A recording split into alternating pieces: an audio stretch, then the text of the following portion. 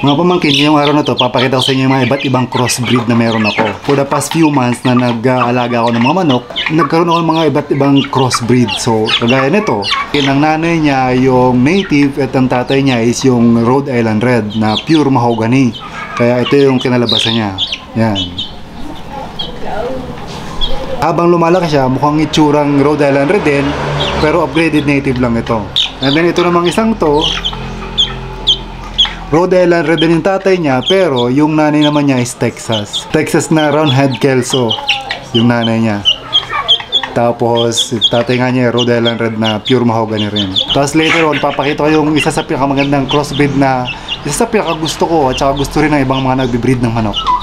Pero for now, papakita ko muna yung iba sa inyo. Ito naman guys, crossbreed din ito. Pero other way around naman, ang nanay nila, Black Australorp, yung tatay naman nila is yung native na parang cobra, yung mga pagbata pa walang balahibo sa leeg at saka walang buntot.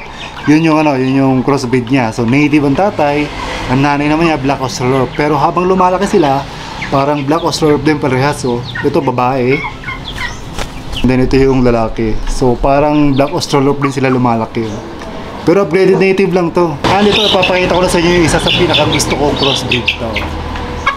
Ito guys, ang pinakagusto kong crossbreed. Maraming breeders din ang gusto nila na magkaroon din ng ganitong crossbreed. Ang nanay nila, Black Australorp, ang tatay nila, Rhode Island Red. So parehas heritage chicken, kaya ang ganda niya, no? Kung pansin nyo, itong parang Black Australorp na ito, may mga red sa dibdib. Kasi mix nga siya ng Rhode Island Red at saka Black Australorp. Ito rin, kaya parang batik-batik ang kulay niya.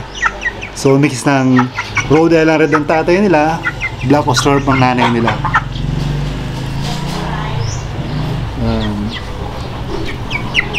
Ayan o.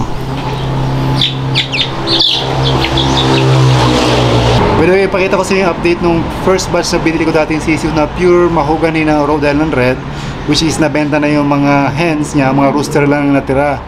4 months old sila pero ang lalaki na. Tingnan nyo guys. So ito mga pamangkin yung 4 months old nating Rhode Island Red na roosters. Kasama nila yung dalawang BPR or Barred Plymouth Rock na gagawin kong breeders. Ito, try din natin guys. 4 months old sila. Malalaki na rin. Malalaki na rin sila 4 months old. Actually wala pang 4 months old. 3 months and 3 weeks. But almost 4 months old. Pero yung BPR na hen natin nasa 5 months na yan, or almost 6 na, malapit na mga itlog yan. Yan. And then yung BPR natin na rooster, na nag-iisang BPR rooster na malusog, maganda yung health, nasa 4 months pa lang. Kaya matagal pa yun bago sumampa. Yan yung ating BPR hen. Ipakita ko rin sa inyo guys yung mga breeders natin sa kabila. Ito yung lalaking Rhode Island Red, ito yung Black Australorp natin na babae, and then yung isang rooster doon, yun ay upgraded native lang. At meron din sila mga kasamang pure native na inahenan doon na naglilimlim sila ngayon sa pugad. Yun yung para sa mga upgraded na sisiw.